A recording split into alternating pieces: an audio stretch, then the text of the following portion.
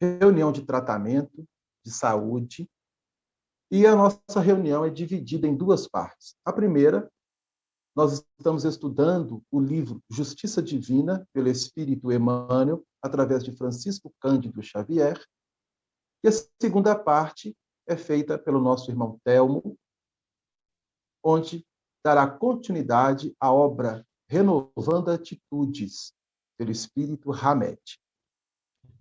Nós vamos trabalhar hoje o capítulo de número 3 da obra A Justiça Divina. Essa obra, ela vem estudando o livro Céu e o Inferno da Codificação Espírita. E neste capítulo 3, Emmanuel traz o sugestivo título Não Furtar. Esta reunião aconteceu na cidade de Uberaba, no dia 27 de janeiro de 1961. E foi lido dentro do capítulo 6 da obra Céu e o Inferno, é a primeira parte, que trata das doutrinas das penas eternas. O item de número 24. Então, nós vamos ler primeiramente este item, para que depois, então, possamos refletirmos dentro da proposta que Emmanuel nos traz. Diz assim: a nova revelação. A nova revelação.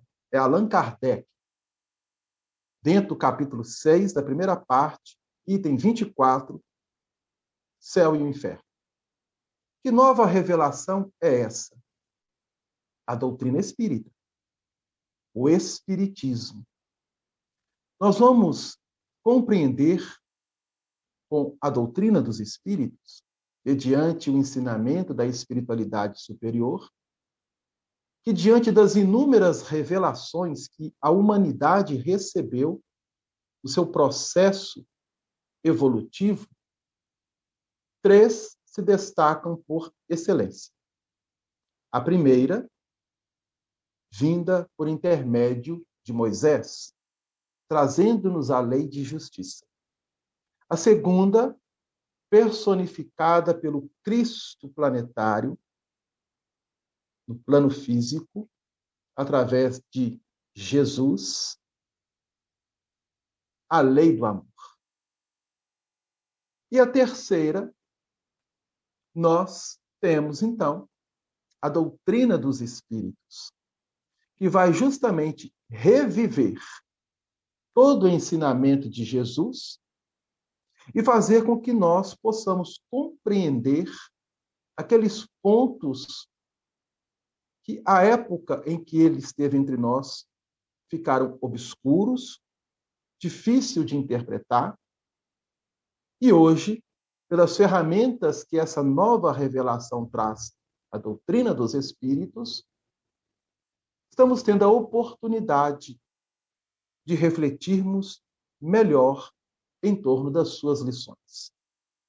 E Allan Kardec continua que essa nova revelação, dando ideias mais sadias da vida futura e provando que se pode chegar à salvação pelas próprias obras, deve reencontrar uma oposição tanto mais viva quanto mais seca, uma fonte mais importante de produtos. Então, o que significa isso? Allan Kardec vem trazer para nós que a proposta da doutrina espírita, ao afirmar por fatos irrefutáveis a vida futura, que é a imortalidade da alma, a sua continuidade num outro plano, numa outra dimensão, além da matéria física, ela então vai trazer para nós, no plano físico da Terra, inúmeras oposições. Como assim? Que tipo de oposições? Então veja bem o que Kardec vai dizer. Assim ocorre cada vez que uma descoberta ou uma invenção vem mudar os hábitos. Aqueles que vivem dos antigos usos custosos os enaltecem e desacreditam os novos, mais econômicos. Crê-se, por exemplo, que a imprensa, malgrado os serviços que deveria prestar à humanidade, deva ter sido aclamada pela numerosa classe dos copistas? Então, ele está colocando uma pergunta.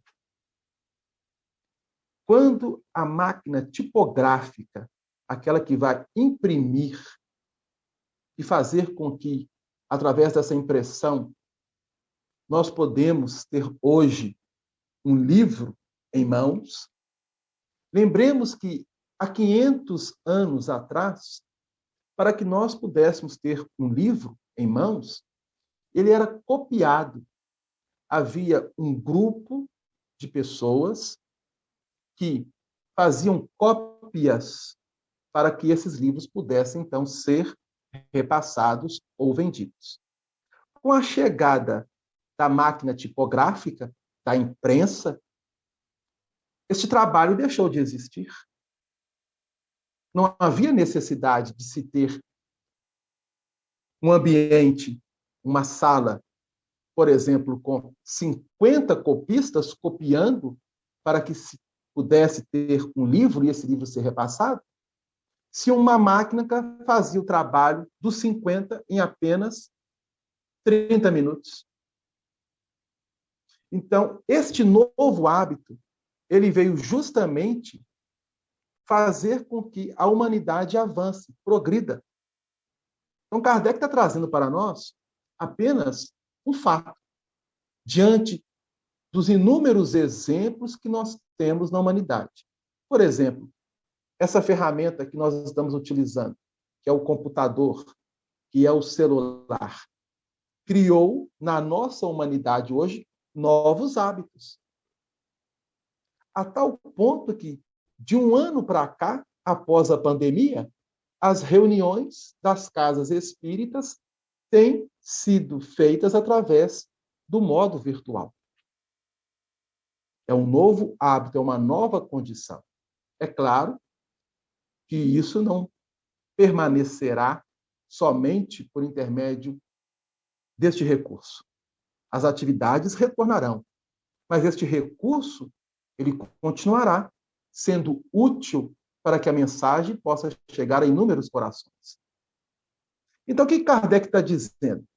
Será que os copistas, quando viram aquela máquina imprimir em apenas 30 minutos vários papéis que eles demoravam horas para copiar, ficaram felizes? É o progresso. Pois bom, continuei. Não. Ou seja, os copistas não ficaram satisfeitos. Certamente, eles deveram maldizê-la.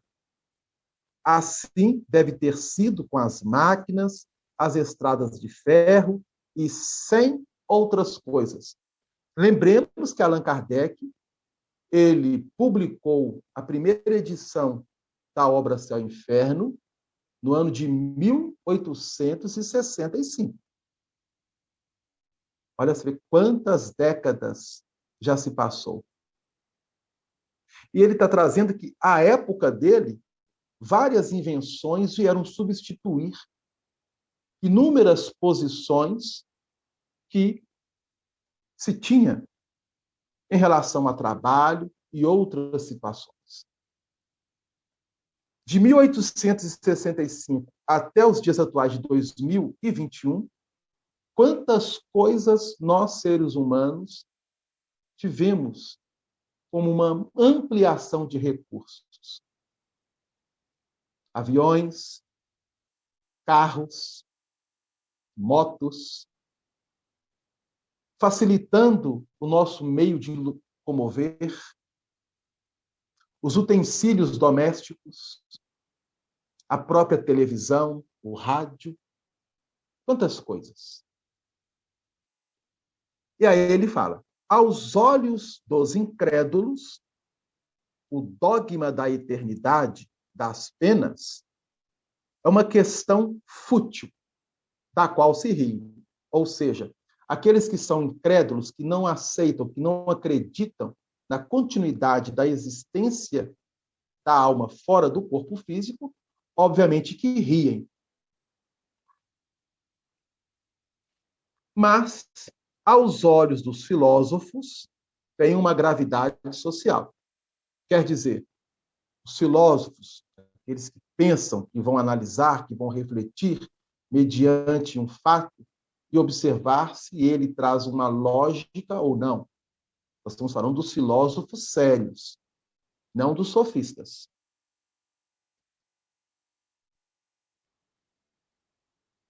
Aos olhos dos filósofos, tem uma gravidade social, pelos abusos aos quais dá lugar.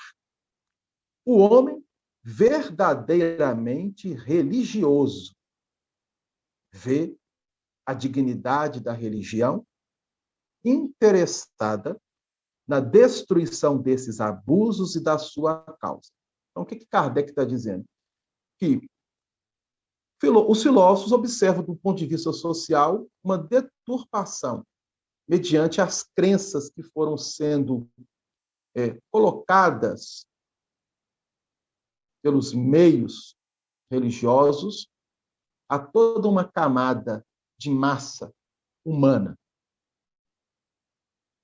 E, às vezes, a camada humana, a massa, o povo ao qual nós fazemos parte, seguíamos de forma cega, a chamada fé cega.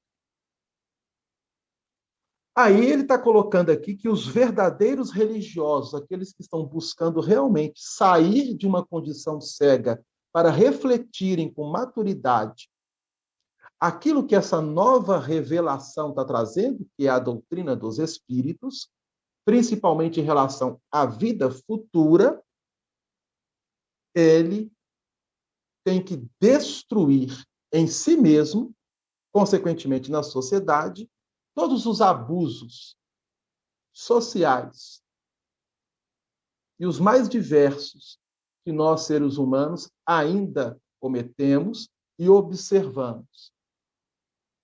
Bom, diante disso, Emmanuel propõe no livro Céu e Inferno, neste capítulo 3, o título Não Furtar. E aí nós ficamos pensando assim, mas o que esse título tem a ver com esse item 24 do capítulo 6 do livro Céu e Inferno? Então vejam bem como que Emmanuel vai fazer com que nós analisemos agora de forma mais madura. Diz a lei: não furtarás. Que lei? Ele inicia dessa forma. Diz a lei: não furtarás. Ele está trazendo para nós a 8ª lei recebida por Moisés e que nós conhecemos como os 10 mandamentos, ou o decálogo divino. Não furtarás. 8º mandamento. E continua. Sim, não furtarás o dinheiro, nem a fazenda, nem a veste, nem a posse dos semelhantes. Contudo, existem outros bens que desaparecem, subtraídos pelo assalto da agressividade invisível que passa, impune, diante dos tribunais articulados na terra. Ele está nos chamando a atenção que nós temos o entendimento, não furtar. Não furtar o quê? Dinheiro, fazenda, veste ou qualquer tipo de posse que o outro possua. É crime dentro da lei humana. E tem toda uma punição mediante a este crime. O furto. Mas o furto, apenas em relação às questões materiais, mediante a sua punição, muitas das vezes, passa despercebido pelas autoridades humanas. Mas há um tipo de furto que ele agora vai nos fazer com que observemos que não passa impune às leis divinas. Olha, vou repetir de novo a frase.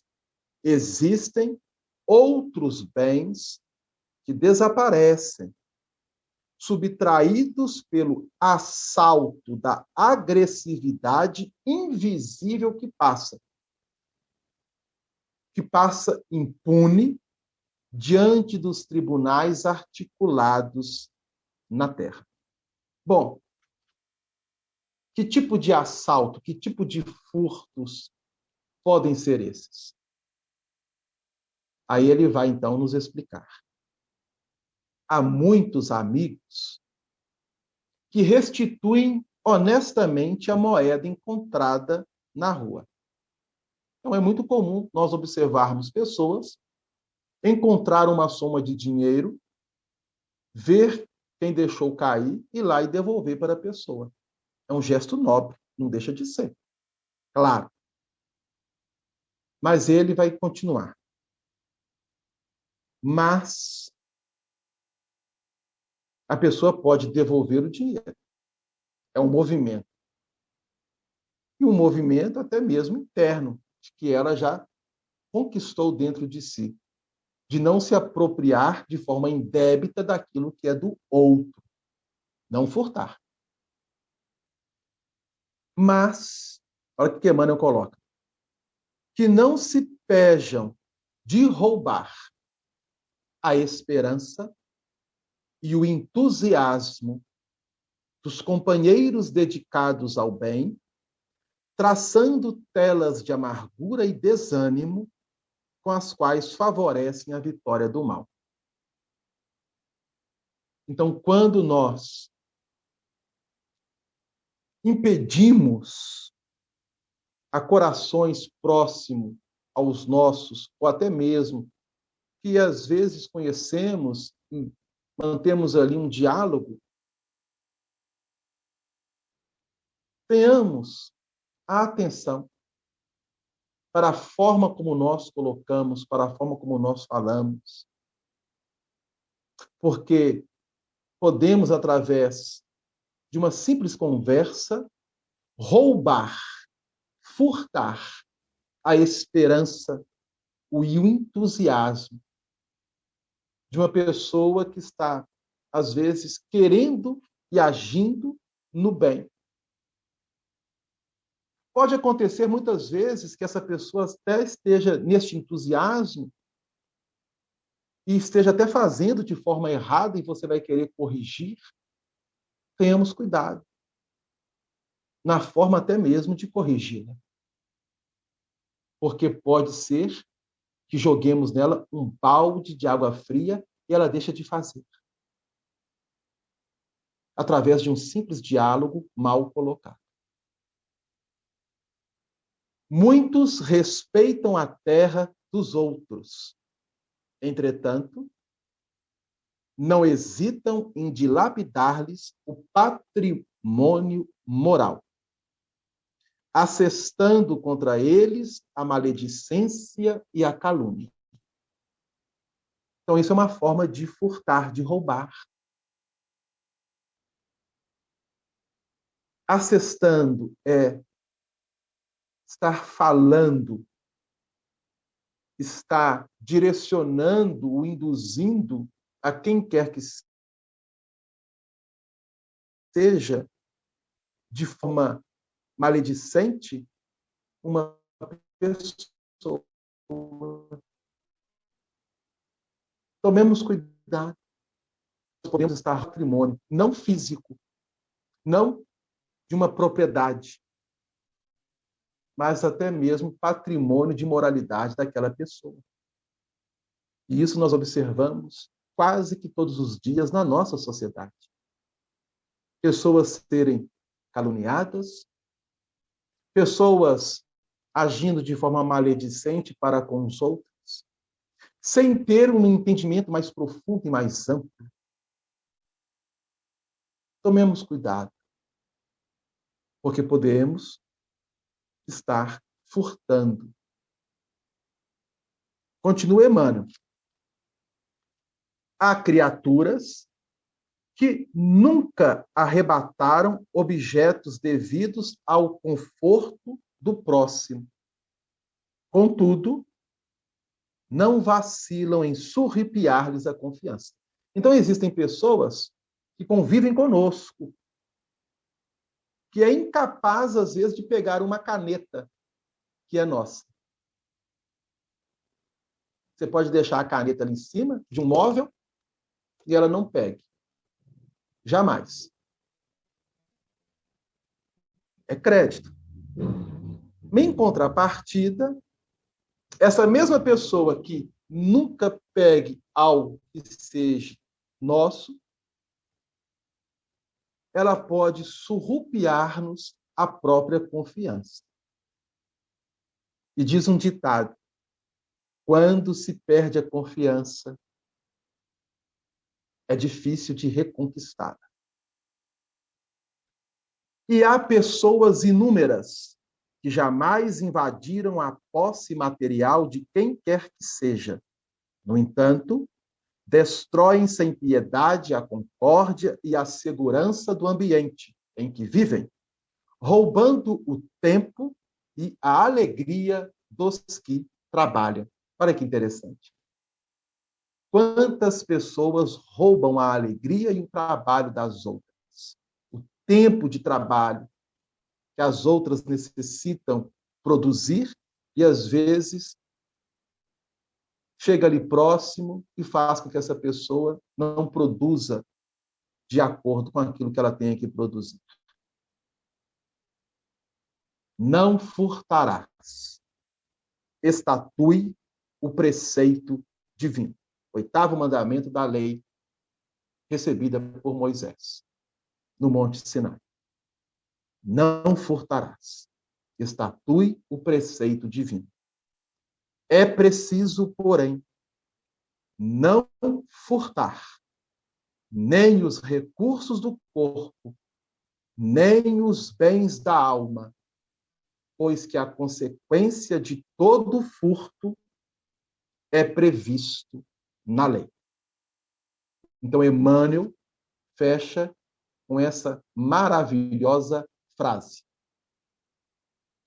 É preciso não furtar os recursos do corpo, nem os bens da alma. Porque, caso contrário, nós teremos as sanções da lei. Não da lei humana, da lei divina. E isso nós observamos diariamente, próximo a nós, ou não tão próximo a nós. E pode acontecer conosco mesmo.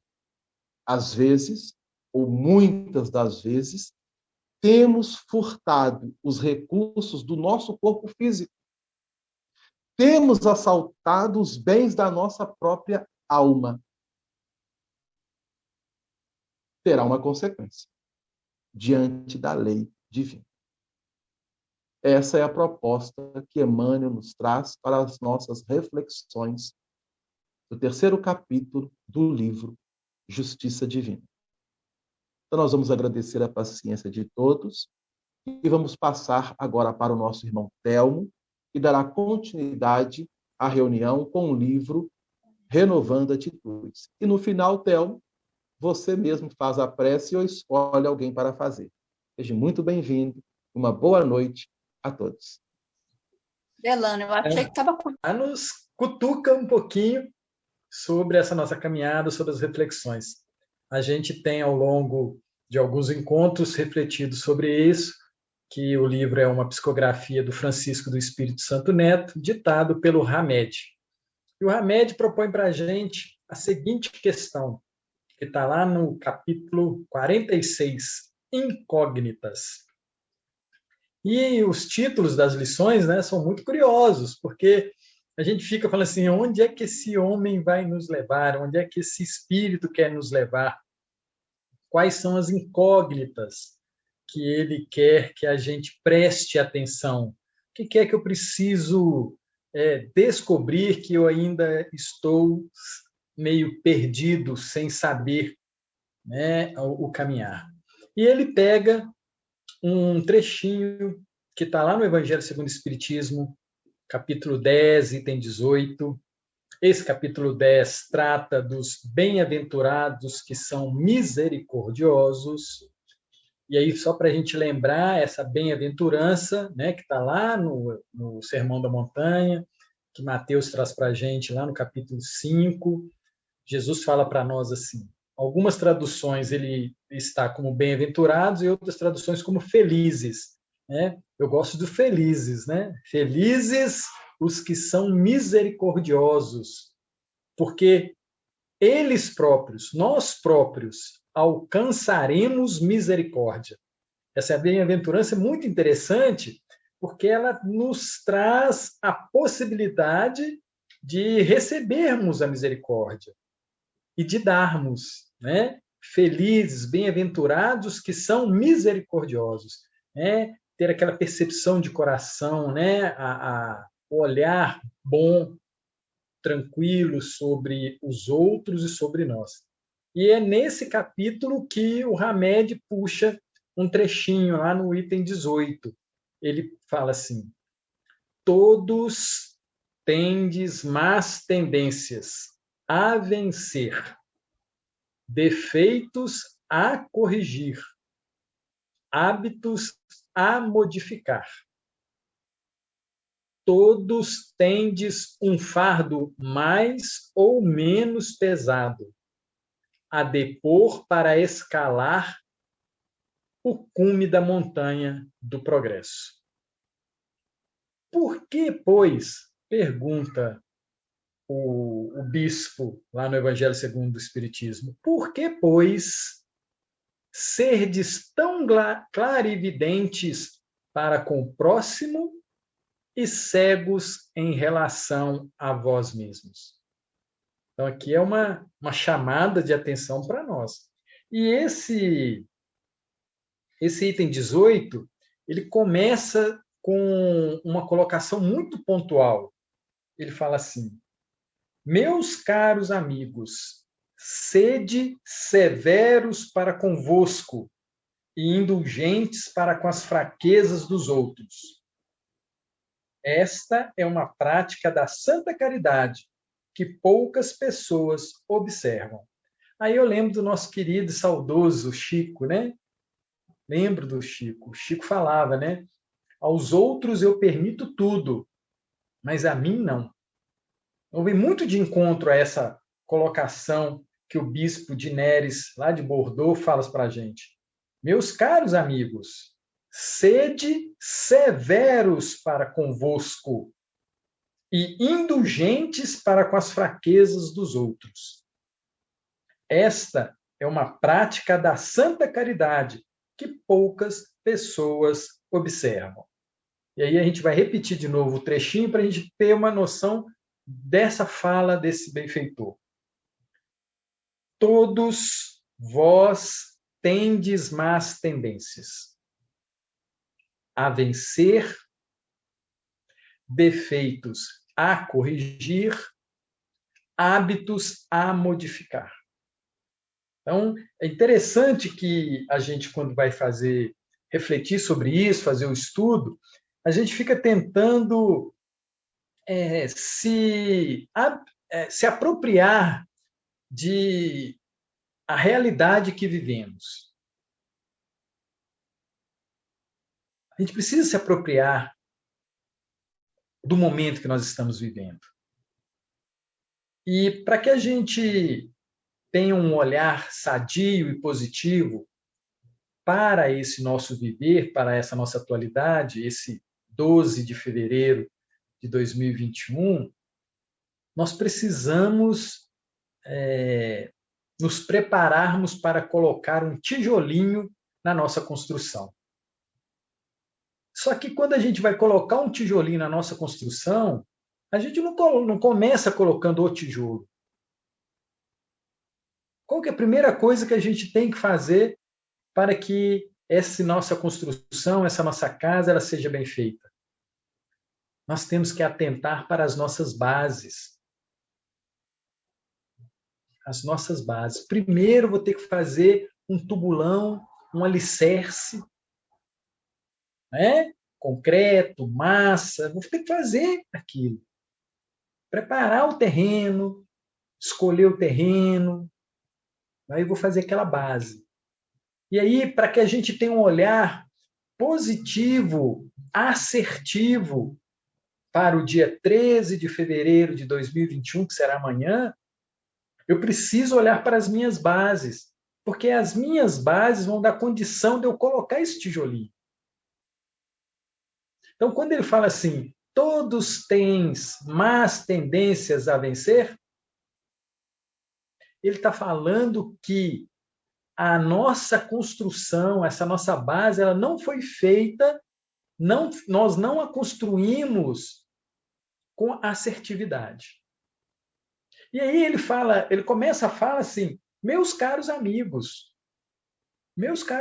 assim, é um irmão falando para o outro, esclarecendo, porque o objetivo do bispo, do Emmanuel, do Kardec, de Jesus, é que a gente pare de andar equivocadamente. É esse o objetivo de toda essa obra, de toda uma Bíblia, de toda uma terceira revelação, né, das obras subsidiárias, o trabalho do Chico, né, o Emmanuel, André Luiz, Bezerra, Maria, né, Eurípides Barçanufo, todos esses, Madre Teresa, Gandhi, Buda, todos esses ícones, eles vêm de tempos em tempos para poder tentar nos propiciar um chamamento, uma percepção de olhar para nós e nos atentarmos para nossas bases. Porque senão, amigos, quem não sabe para onde vai, qualquer caminho serve. Quem não sabe o seu destino, qualquer caminho serve. E isso é um grande perigo, um grande risco que a gente corre ao longo das semanas que temos vivido. E aí, quando ele fala aqui das incógnitas, é porque a gente não está ainda tão conhecedor, dedicado a fazer uma construção que seja firme, que a gente coloque um tijolo, 2, 3, um milheiro, e ela fique firme. É por isso que Jesus ele nos orienta a construir essa casa sobre rocha. Ou seja, por que da rocha, da pedra? Por que da fundação bem feita? Porque a gente precisa ter um conhecimento do nosso futuro. E a doutrina espírita traz isso com muita propriedade. Ela esclarece isso para a gente. Por isso que a gente tenta, né, como o Delano trouxe justiça divina, o céu e o inferno, né, a gente traz aqui o Evangelho segundo o Espiritismo, a gente busca na Bíblia, esse monte de referências para que a gente possa escolher bem e fazer essa construção o mais saudável e forte possível. Porque se a gente pensar que a gente precisa de ter essa fortaleza, a gente entende que o Evangelho não é para os fracos. Vocês já escutaram essa frase? O Evangelho não é para os fracos. Porque muitas das vezes a gente olha para uma pessoa numa situação assim aos nossos olhos que está com uma dificuldade, e aí eu fico pensando que quando eu olho para ela eu lembro de Paulo, que chega ao fim da sua carreira também fisicamente debilitado, suas roupas já não eram mais de doutor da lei, e aí a gente vê naquele homem uma fortaleza, um evangelho forte. O evangelho é para todos nós, a boa nova é para todos nós. Mas aproximar-se, viver esse evangelho, a gente precisa se colocar como forte. E essa fortaleza, ela só acontece quando nós sabemos o caminho que vamos trilhar. E aí, quando no Evangelho segundo o Espiritismo, o bispo traz para a gente que todos nós temos tendências a vencer. Tendências a vencer. Defeitos a corrigir. Hábitos a modificar. Nós precisamos ficar atentos. Porque nós, da doutrina, nós sabemos o motivo da nossa reencarnação.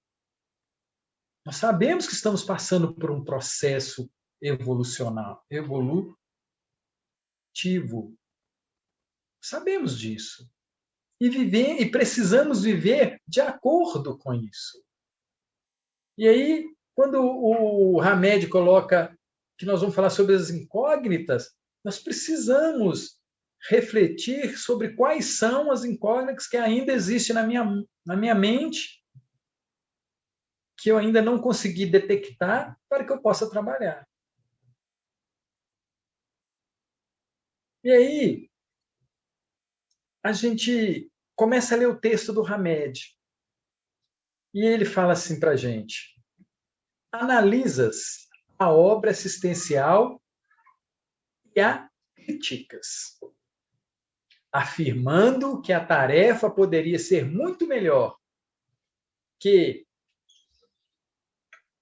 o atendimento requer técnicas mais apropriadas e que, se outras prioridades fossem atingidas, então as metas sociais seriam mais abrangentes. Mas não te dispões a doar tuas mãos na realização de uma vida melhor aos necessitados. Então, Hamed começa a chamar atenção para o olhar que a gente tem para as obras assistenciais. Que a gente, muitas das vezes, olha para um trabalho, para uma tarefa, e vê que ali tem um monte de falhas. E critica. Mas não nos dispusemos a doar as nossas mãos a auxiliar naquela tarefa.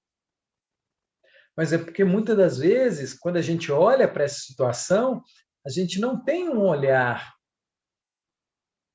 de companheiro, um olhar misericordioso, um olhar de que eu posso somar. Então, quando ele começa falando analisas e criticas, ele está falando que não há problema nisso. O complicado é você analisar e criticar e ficar de braço cruzado. E ele fala outra situação. Analisas o expositor e o criticas, argumentando que a narrativa poderia ser mais convincente e menos enfadonha. Que se ele, esse expositor, lançasse mão de recursos de oratória e tivesse um vocabulário mais rico, prenderia mais a atenção e elucidaria melhor os ouvintes. Aí tem o mas, né? O mas do Hamed também é caprichado. Ele fala: mas não te dispões a ler e a estudar. O crítico não se dispõe a ler e a estudar. E muito menos a falar em público, no serviço de reeducação das pessoas, retirando-as das crenças negativas que bloqueiam vidas. Então, que mais uma vez, o irmão, o benfeitor, está falando para nós da percepção, do jeito que a gente olha as coisas que a gente tem vivido. Então, eu olho, e isso, gente, vale para o expositor, vale para o motorista, vale para o presidente, para o prefeito, estudo. Porque a gente tem um olhar que é só de crítica, só criticar o outro. E ele continua dizendo: analisas o administrador do serviço e o criticas, asseverando que ele mantém posição intransigente e orgulhosa, e julgas que ele deveria ser mais humilde e compreensivo no trato com os dirigidos. Mas não te dispões a usar a mesma compreensão, a mesma humildade exigida dele, não percebendo que vês o cisco no olho dos outros e não vês a trave no teu. Analisas, continua Hamed, a conduta alheia e a criticas, observando rigorosamente procedimentos e atitudes que julgas inadmissíveis e te colocas diante e impermeável a condutas levianas. Gente, olha como que o Hamed está falando aqui, o nosso olhar sobre as coisas. E aí eu fico me perguntando, é bom ou é ruim fazer a crítica? É bom ou ruim a crítica? Porque muitas das vezes a gente não é favorável a receber críticas. Muitas das vezes a gente não tem um olhar crítico para ter uma ação positiva sobre aquilo. Analisas a conduta alheia, mas não te dispões a ajudar sinceramente a ninguém. E te esqueces de que poderás vir a errar, pois todos os que vivem sobre a terra são passíveis de enganos e desacertos. Então, aqui ele chama atenção para a nossa reencarnação. Todos somos passíveis de enganos e desacertos. Ou seja, quando estamos aqui, é o momento de nós fazermos a aferição dos nossos conhecimentos. E como estamos no processo evolutivo, é natural, é passível que tenhamos acertos e tenhamos desacertos. E ele continua: analisas o governo do país e o criticas, julgando pela tua ótica, que todos os parlamentares ou ocupantes de cargos governamentais não são confiáveis, nem bons servidores, e que a nação está envolvida no caos.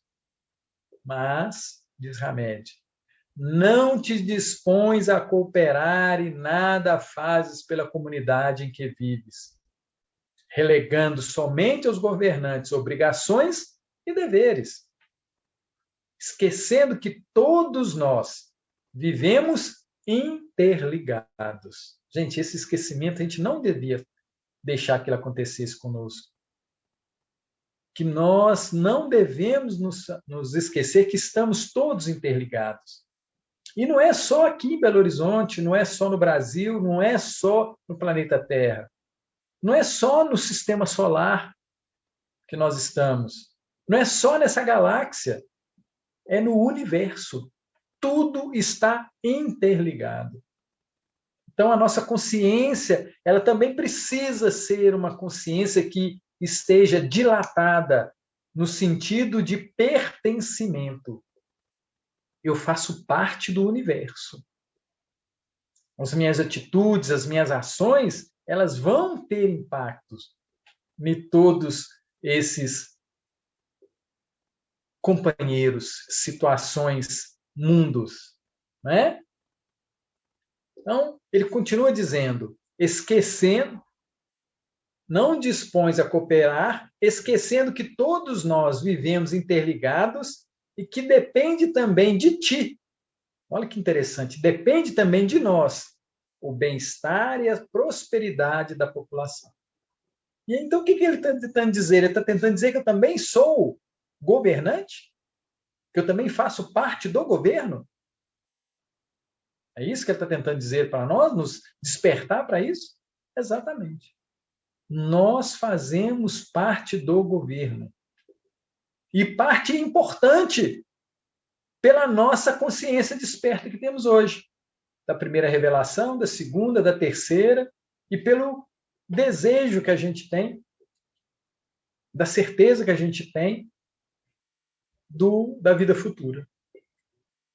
Aí ele continua dizendo: analisa as dores e sofrimentos e criticas a vida, dizendo-te sozinho e desamparado perante a providência divina e que Deus te abandonou. Então, aqui é um grande desconhecimento de Deus. Olha só o que ele fala. Analisa as dores e sofrimentos e criticas a vida, dizendo-te sozinho e desamparado perante a providência divina que Deus te abandonou. Não conhece Deus. Não conhece. E olha que o Livro dos Espíritos começa com essa pergunta. Que é Deus? É a base. Na hora que você vai fazer a fundação, ela tem que ser nesse conhecimento de conhecer Deus. Eu preciso conhecer, eu buscar conhecer, olhar. E aí eu lembro da orientação do Francisco de Assis, né? Ele fala: queres conhecer a Deus, quer ver a Deus, cultiva um jardim. Cultiva o jardim. E aí a gente fica pensando assim, poxa, mas no Livro dos Espíritos é um trechinho tão pequenininho, né, que fala de Deus, assim, tão... Eu falei, porque a gente tem dificuldade de se aproximar dele, sendo que a gente ainda não caiu a ficha que nós estamos nele. Nós somos de Deus. E a gente ainda acha que de vez em quando a gente está afastado. Ele não me ama. Ele não cuida de mim. Mas, diz Hamed, não te dispõe a renovar-te. Gente, renovar-te. Pensar sobre o que foi e fazer diferente hoje. Renovar-te. Não te dando conta que, se não fizeres autoobservação em teus atos e atitudes negativas, continuarás atraindo energias desconexas que te descontrolarão o cosmo orgânico. Aqui ele dá um ensinamento maravilhoso, Hamed.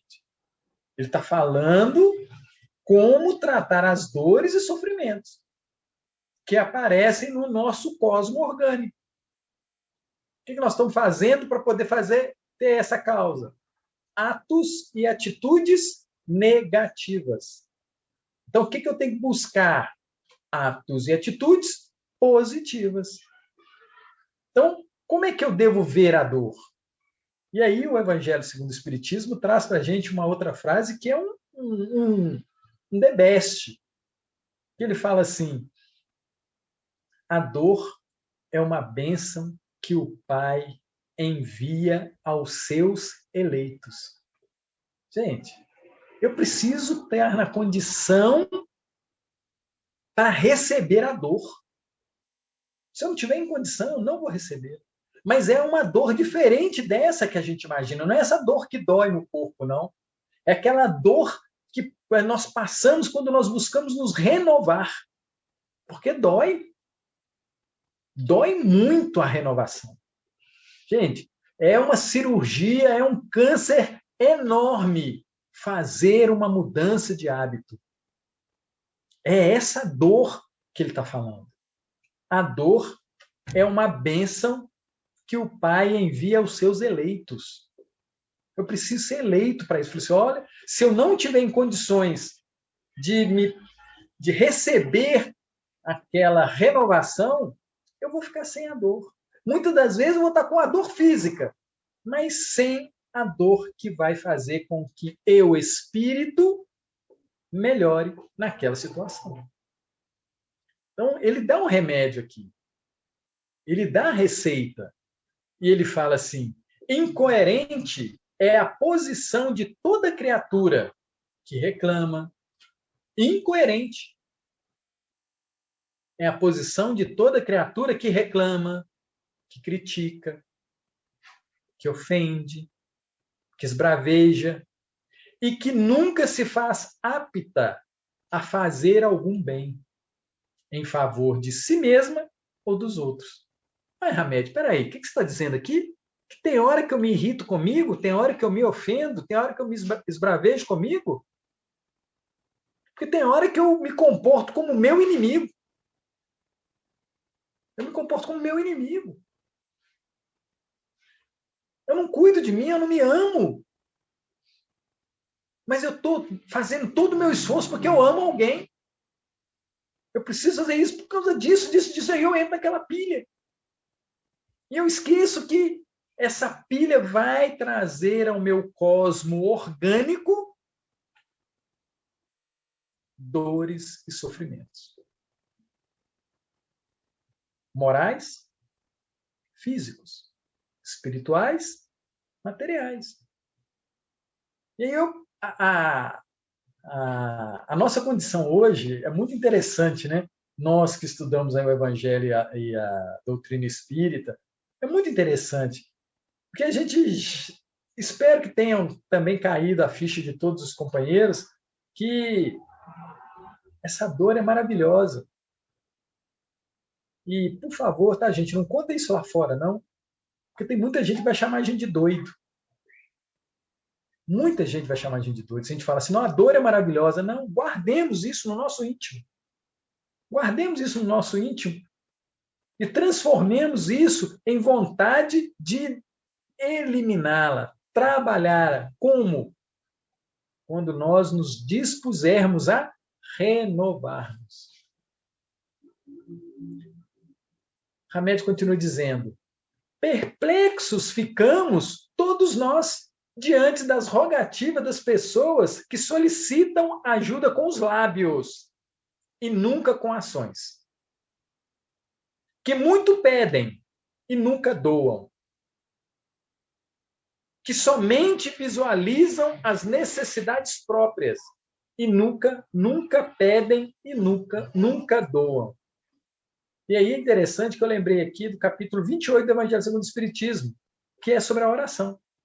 Como orar? Como pedir? E muitas das vezes, amigo, nós estamos orando e pedindo de forma equivocada. E a gente precisa renovar-se nesse quesito. E aí eu recomendo o capítulo 28. Deixa eu conferir se é ele mesmo, acho que é ele mesmo. O 28, que trata da oração. Isso mesmo, coletânea de preces espíritas. Né? E lá ensina, né? O Kardec fala assim, deixa eu dar uma dica para esse povo. E aí ele fala de todo tipo de prece. A dominical, a de reuniões, ação de graças pela vitória, por alguém que está em aflição, pelos inimigos, prece por uma criança que acaba de nascer. Vocês já imaginaram isso? Vocês já leram essa prece? Por um agonizante. E aí fala dos desencarnados, né? Porque é interessante aqui, ele separa preces em geral, preces para si mesmo, né? Para a gente, preces pelos encarnados, preces pelos desencarnados, pelos doentes e obsediados. Ele dá a dica, fala assim, olha, a gente tem um problema com a oração. Porque muitas das vezes a gente não começa orando pelo universo, não começa orando pelo país, não começa orando pela cidade. Não, nós começamos a orar por aqueles que a gente quer que se dê bem na vida.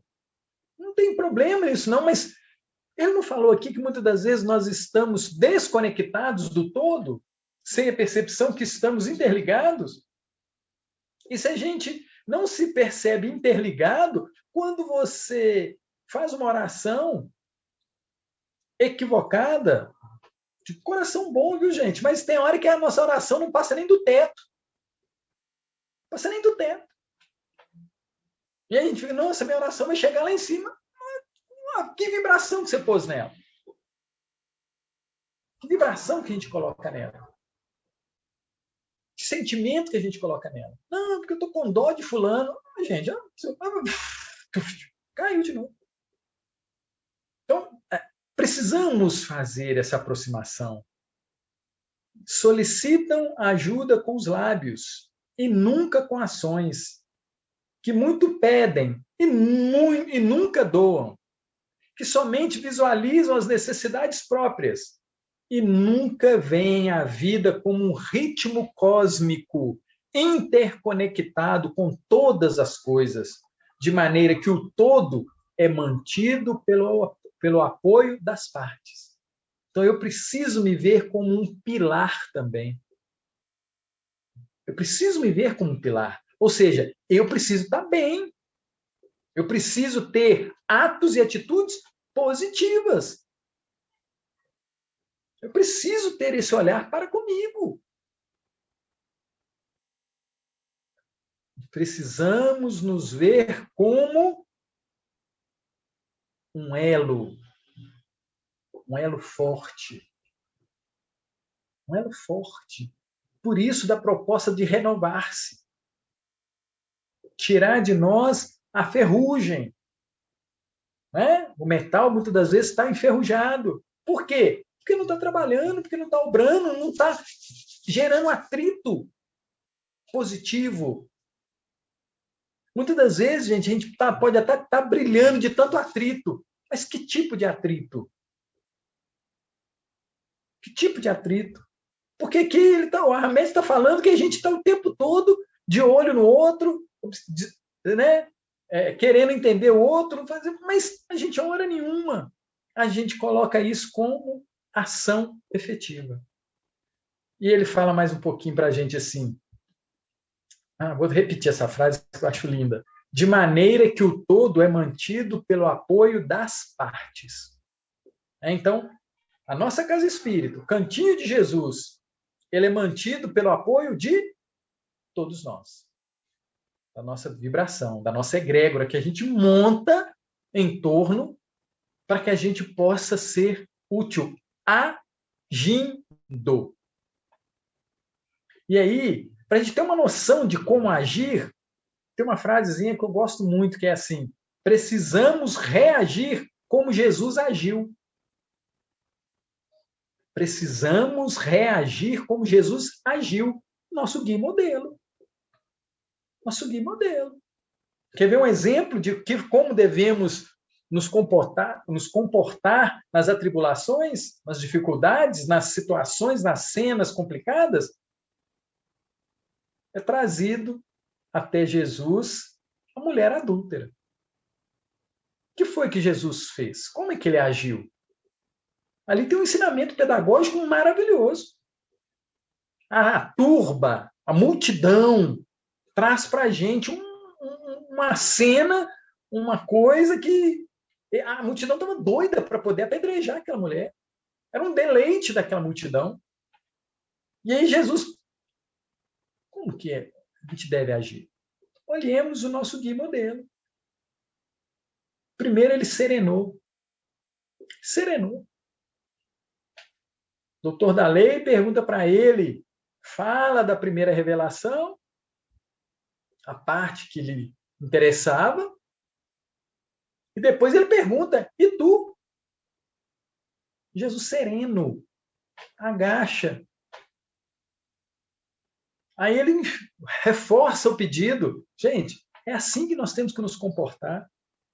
Chega até nós uma mensagem no WhatsApp, uma mensagem no Instagram, uma mensagem no Face. Para,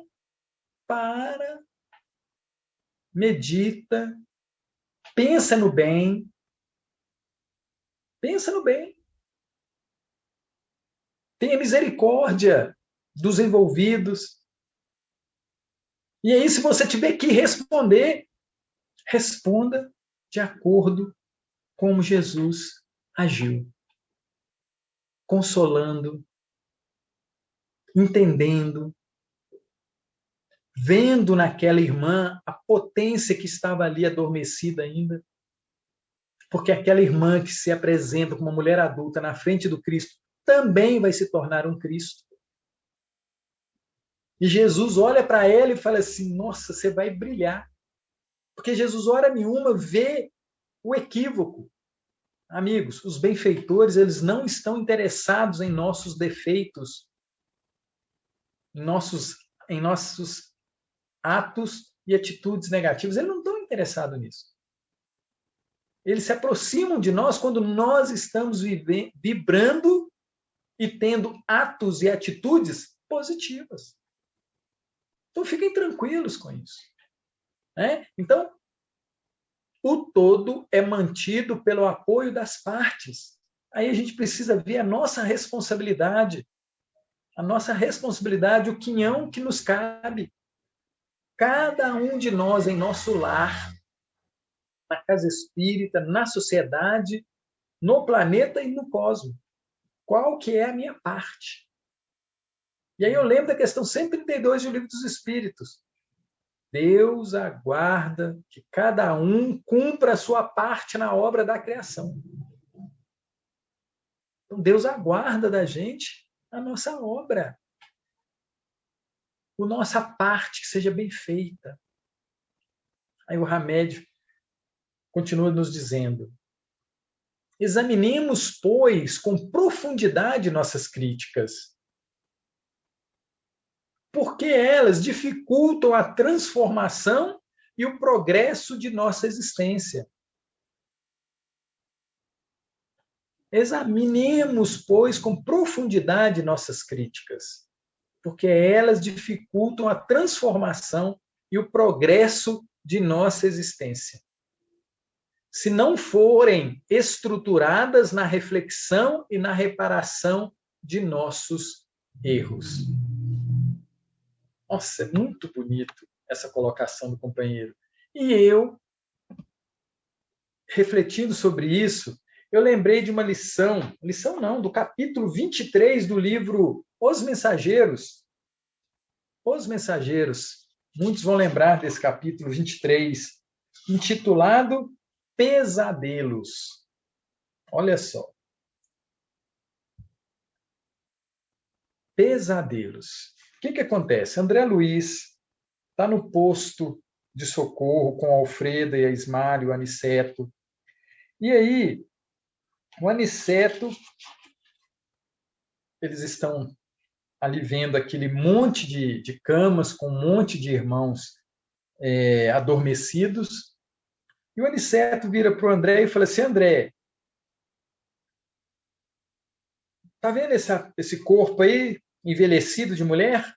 Sim, estou vendo. Ele fala assim: examina detidamente essa irmã.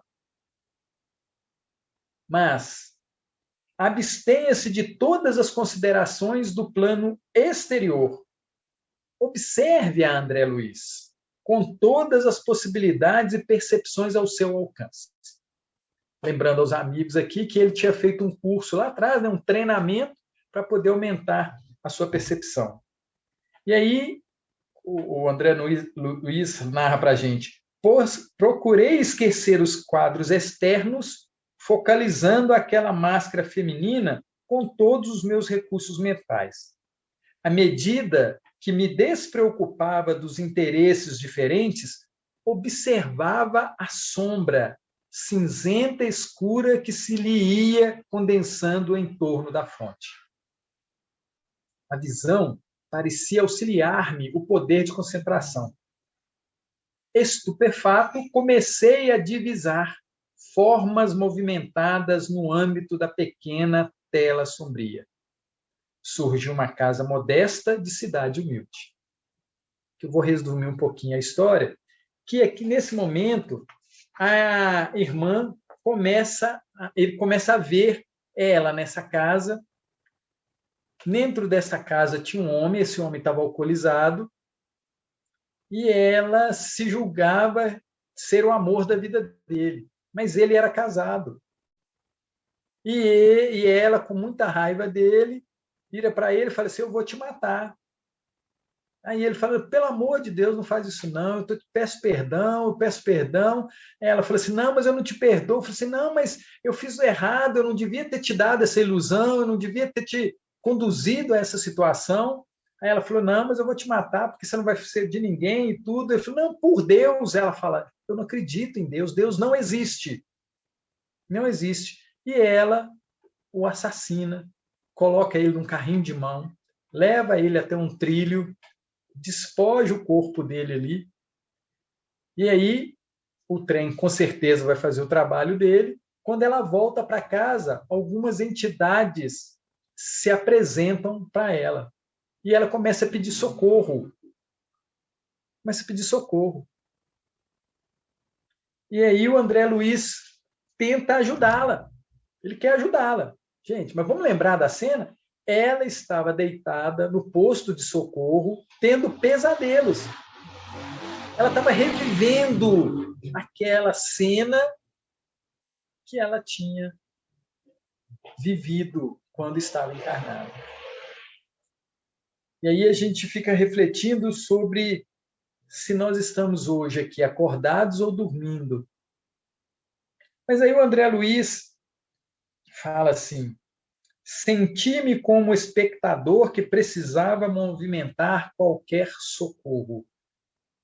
E graças à bondade divina, não experimentei pela mulher infeliz senão a mais viva compaixão. Ao primeiro impulso de revolta pelo crime consumado por ela, recordei as lições já recebidas em nosso lar. As bases, não é isso que nós começamos a falar? As bases. Na hora que ele começou, ele ia criticá-la. Ele falou, opa, peraí, os meus ensinamentos. Opa, peraí, os nossos encontros no cantinho de Jesus. Na hora que a gente estiver de frente a uma cena, uma situação assim, recordei as lições já recebidas em nosso lar e pensei na possibilidade de ser a criminosa alguma pessoa querida ao meu coração. Olha só, né? Quando você utiliza-se do conhecimento, quando você vai nas bases, você fala, peraí, calma com essa crítica. Se Ana estivesse no mundo ao meu lado, na família do sangue, não desejaria auxiliá-la? Não é verdade? Se fosse um parente consanguíneo, não desejaria auxiliá-la? Por que haveria de acusá-la se não lhe conhecia o passado total? Gente, aqui a gente critica sem saber o que o outro viveu, né? Por que haveria de acusá-la se não lhe conhecia o passado total? Ter-lhe-iam dado a educação na infância? Essa irmã recebeu educação na infância? A bênção do lar? A segurança de um afeto sem manchas? Quem sabe viera de longe como pedra incompreendida rolando nos abismos do sofrimento. Olha o que o André Luiz está pensando com relação àquela irmã. Olha só quais são as críticas que ele está fazendo, né? Ele está criticando, mas olha que crítica diferente. Que laços a uniriam à vítima, igualmente digna de piedade fraternal. Aí ele já olha para aquele rapaz, né, que estava lá com ela, com outro olhar. Como teria começado o drama doloroso? Causa e efeito? Teve causa? Ou nós vamos ficar só atentos ao efeito? Como teria começado o drama doloroso? Não sabia, diz André Luiz. Enxergava somente a pobre mulher, rodeada de sombras agressivas, implorando socorro. Ignorava como ajudá-la, mas recordei que Ana era minha irmã, filha do mesmo pai, irmã que adoecera no caminho comum, todos nós. Sem que eu pudesse, pelo menos por agora, indagar a causa, procurava comigo mesmo algum meio de auxiliá-la, quando alguém me chamou de súbito. Era Aniceto, que exclamava bondoso. Vem, André. Vicente, você tem sabido aproveitar alguma coisa. estou satisfeito. O Aniceto falando com os dois, né? Estou satisfeito. Por que ele estava satisfeito? O Aniceto fala. Ele fala assim, seus pensamentos de fraternidade e paz muito auxiliaram essa irmã infeliz. Guarde, diz Aniceto, guarde a certeza disso e continue buscando a compreensão para socorrer e ajudar com êxito. Gente, os pensamentos de fraternidade e paz muito auxiliam aqueles que têm necessidade. Então, recomendo aos amigos ler na íntegra o livro. Se não der para ler o livro, leia o capítulo 23, Pesadelos. Tem um que eu gosto muito, que é o 22, Os que Dormem.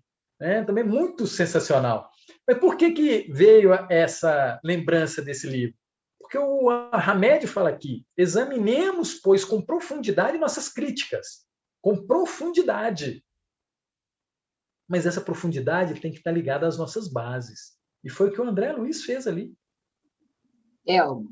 Sim. Qual é o livro mesmo? Missionários? Missionários da Luz? Os Mensageiros. Os Mensageiros, tá. Obrigada. Capítulo 22 e 23. Vou reler ele todinho. Vale a pena. Obrigada, viu? De nada, querida. Então, examinemos, pois, com profundidade nossas críticas, porque elas dificultam a transformação e o progresso de nossa existência. Então, a forma como a gente tem criticado, tem olhado, tem pontuado, pode estar equivocada. E esse jeito de olhar pode estar dificultando a nossa caminhada. Então, está brotando de dentro de mim a dificuldade, ou seja, eu mesmo estou jogando pedra no caminho, eu mesmo estou fazendo buraco no caminho. Então, examinemos, pois, com profundidade nossas críticas, porque elas dificultam a transformação e o progresso de nossa existência. Se não forem estruturadas na reflexão e na reparação de nossos erros. Então, vou criticar sim, e vou falar assim, poxa, eu faço igualzinho. Olha só. Eu faço quase igual. Então, eu vou melhorar. Então, quando eu olho uma situação, eu olho o país, eu olho o meu lar, eu olho as pessoas que estão comigo, eu olho isso, olho aquilo, eu preciso ter um olhar crítico para reparar os meus equívocos. E ele finaliza dizendo assim, para que não sejas uma incógnita, ou seja, aquele que não sabe onde vai, aquele que não sabe o que vai acontecer, aquele que não sabe o que está acontecendo. Para que não sejas uma incógnita na vida que Deus te proporcionou. Não faças críticas pela crítica, mas sim, trabalha como e quanto puderes, sempre em tua órbita de possibilidades, para que a prosperidade seja uma constante em teus caminhos. Olha que lindo, né? Então, para que não sejas uma incógnita na vida que Deus te proporcionou. Ou a mesma coisa eu responder, eu falei assim, eu não sei o que eu estou fazendo. Mas você não é um estudante do Evangelho, você não é um estudante da doutrina espírita e você ainda não sabe? Você não sabe, não tem certeza da imortalidade da alma? Você não tem certeza da vida futura? Você não tem certeza de Deus, que é nosso Pai, sempre nos ampara? Então, cabe incógnitas em nossos saberes, em nossas bases, porque Deus propõe para que nós melhoremos. Amigos, nós estamos no planeta Terra, reencarnados, os amigos que estão conosco desencarnados, é para que a gente se torne melhor. Tudo que Deus propõe, criou, é para que seja bom. E é bom. Mas aí depende do meu olhar crítico sobre as coisas que eu estou vendo. Depende do meu olhar crítico. E aí, nós vamos trazer um pouquinho de Emmanuel, livro Coragem, capítulo 12. Ele fala assim, crítica e nós. E ele começa assim dizendo, diante da tarefa que se te reserva no levantamento do bem comum, é justo respeitar o que os outros dizem no campo da crítica. Então, o outro criticou, preste atenção. Aí eu lembrei aqui da questão 919 do Livro dos Espíritos, quando Santo Agostinho fala: preste atenção nas críticas, nos comentários, nas pessoas que não gostam de você. E o Emmanuel está falando isso aqui também. Diante da tarefa que te reserva, no lar, no trabalho, no trânsito, no planeta, no levantamento do bem comum, é justo respeitar o que os outros dizem no campo da crítica.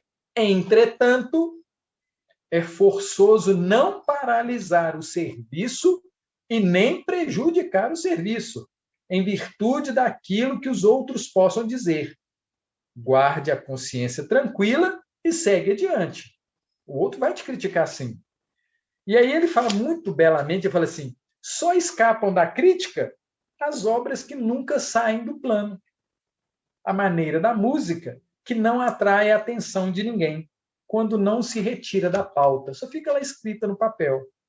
E aí ele fala assim, belíssimamente, ele fala assim: viver a própria tarefa. Gente, todos nós temos uma tarefa. Todos nós temos uma tarefa. Nossa tarefa é uma missão, é uma prova, é uma expiação. Nós temos uma tarefa.